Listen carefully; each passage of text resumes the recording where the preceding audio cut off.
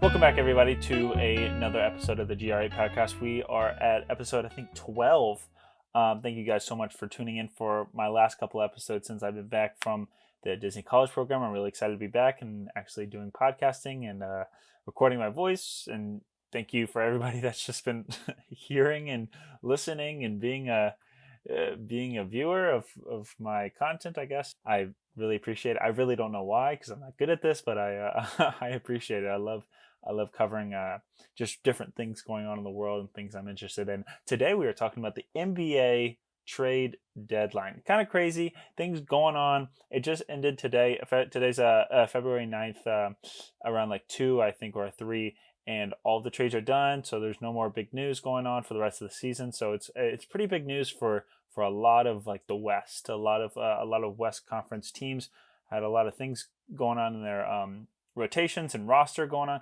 It's kind of crazy. So we're actually going to go through all of them, or at least not all of them, like the big ones to like the medium ones. We're not going to go out and do like all the trades for the like picks and like not necessarily not even like rotational players, just like bench players. We're not going to go into all that. But we're just going to go into a pretty hefty list of what it all means. I'm going to start from like the bottom and work my way up to the top. So this great list is Mason Plumlee to the Clippers, Reggie Jackson to the Hornets, Matisse Thybulle to the Trailblazers, Cam Reddish to the Trailblazers, Josh Hart to the Knicks, Patrick Beverley to the Magic, Mo Bamba to the Lakers, Gary Payton II to the Warriors again, Saddiq Bey to the Hawks, James Wiseman to the Pistons, which I think it was was a good move. John Wall to the Rockets again, and Justin Holiday and Frank Kaminsky also joined him to the Rockets, and then D'Angelo Russell back at the Lakers again. Kind of crazy that these teams, I think there's about 3 on this list, that there's teams trading for players that they already had in the past. So it's like they're trading these players back. It's almost like if they just held on to them, you wouldn't be in these certain circumstances. We have the 3 biggest trades is KD, Kyrie, and Russ. We'll start with Russ. Russ is a 3-team deal. Russell Westbrook from the LA Lakers going to the Utah Jazz. I really don't know how this is going to work out. I honestly don't. I think the Utah Jazz do need a star player that can run the floor, a good point guard. Russell on the Lakers, and all Lakers fans and the whole Lakers organization is kind of a mess right now. Sure, obviously I'll talk about this later, but LeBron just passed Kareem Abdul-Jabbar's all-time scoring record, which is a fantastic achievement for his career. Russ is a part of that as well for the last couple seasons, but I think we all knew that it was time for Russell Westbrook to be traded, go to another team. Helps out the Utah Jazz. I think Russell Westbrook's at the end of his career. Honestly, he's been a little bit washed. His jump shot is not looking as great as it was. His athletic ability is the first step to like, but it's not as explosive. I guess his explosiveness isn't there. It's not leading teams. It wasn't leading the Lakers to win games, right?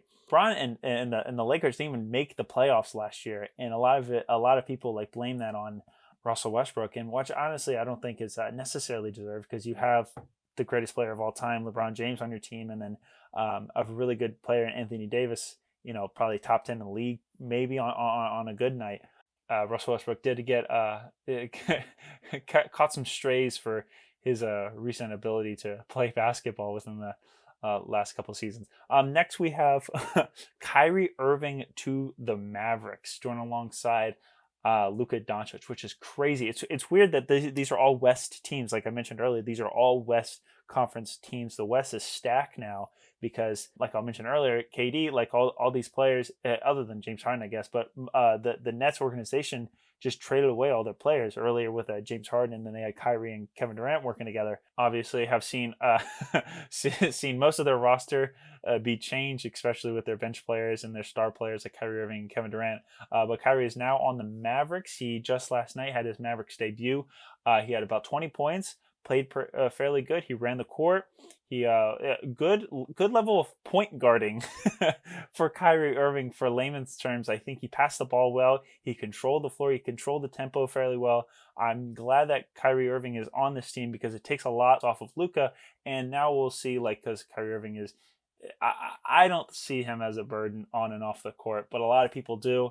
a lot of people are a little bit skeptical about Kyrie's ability to handle himself on and off the court, mostly off the court, and how like demanding trades and a lot of people and his teammates not liking him, people in media and things of that nature for certain reasons. I think he still has, everybody knows he still has a fantastic talent for the game of basketball. He's probably the greatest ball handler of all time in the NBA. So that's not something to shy away from. But Kyrie Irving now is again ball dominant player, with Luka probably the most ball dominant player in the league, and he's had the Mavericks on his back. But recently he got hurt, so I think this is a nice time.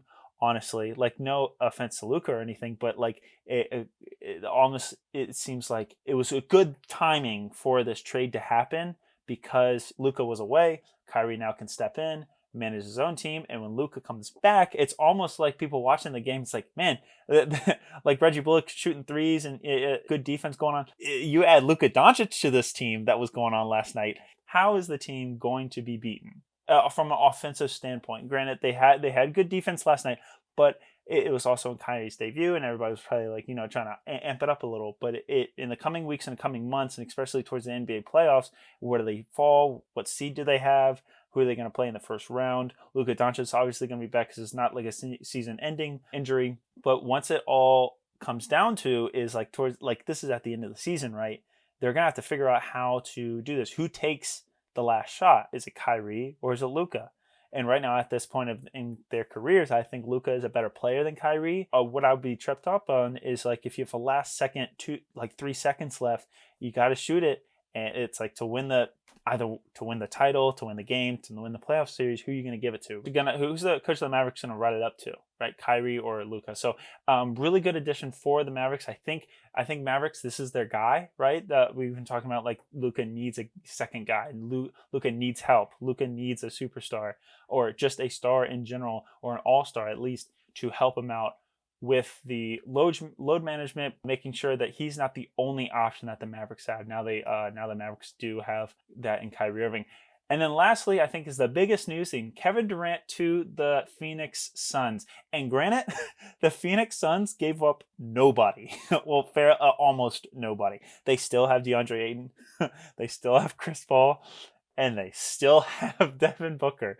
So it's those three and Kevin Durant in the Phoenix Suns. Like I'm telling you, well, the Phoenix Suns, right, made the finals like a year ago, 2 years ago, 3 years ago, or something along those lines, right? Who's stopping them now? They already had a pretty good team, and yet this season they're averaging lackluster points and not doing super well, as much as they should have, at least with the all-star caliber and team that they have.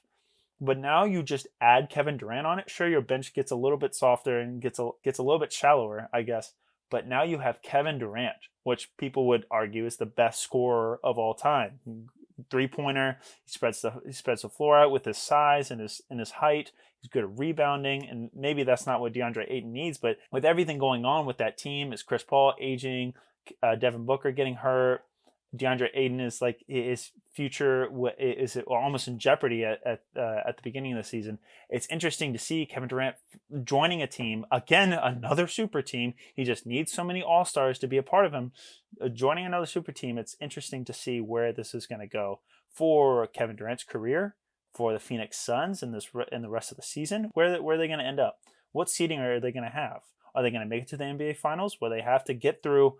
Let's see, the Lakers now, the Jazz now have Russ, the Mavericks, the Nuggets, and that's just dealing in the West. And then to win the NBA Finals, you're going to have to go through Giannis or the Celtics. There's a lot of eyes on Philly now because Brooklyn has, all these trades like have something to do with like the rest of the conference, rest of the NBA, right? Now, probably as a casual point of view, drops the Nets drop, and Philly and Milwaukee and Boston go up, right? As if they weren't up like enough, but it drops the Brooklyn Nets and almost makes it feel like the East has like one less team to worry about.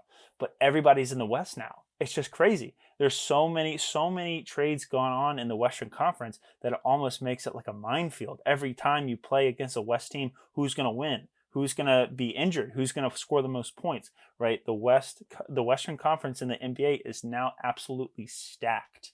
And it's kind of crazy to see how this is going on, because I think several years ago, especially during the early 2010s, the Western Conference was stacked. And it's honestly always been stacked because they have big teams. So 2 teams in Los Angeles, 4 teams in California. You also have Texas. That you have big cities, right? The only 2 big cities, well, I guess 3, is New York and maybe Philly, and then somewhat of Florida. And Florida is not even a big market, but Western conferences always have the biggest markets for basketball teams. Always the most amount of money, most of the richest owners.